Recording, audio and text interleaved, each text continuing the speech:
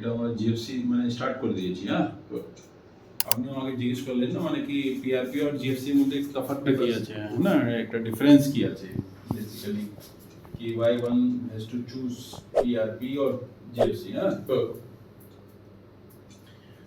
Basically GFC এর মধ্যে কোনো সেলুলার কম্পোনেন্ট হয় না, ঠিক আছে।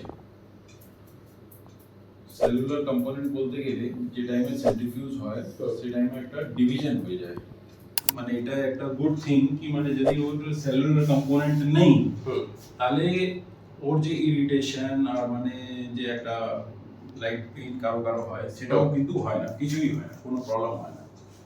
আর একটা জিনিসটা আছে কেন কি এটা গ্রোথ ফ্যাক্টর কনসেন্ট্রেট, তো যদি আমরা কম্পেয়ার করি পিআরপি এর সঙ্গে তো পিআরপি থেকে এর মধ্যে গ্রোথ ফ্যাক্টর 2 to 5 টাইমস বেশি থাকে, তো এটা একটা মানে বহুত বড় অ্যাডভান্টেজ আছে, সেটা একটা হিউজ ডিফারেন্স যেটা দেখা যায়।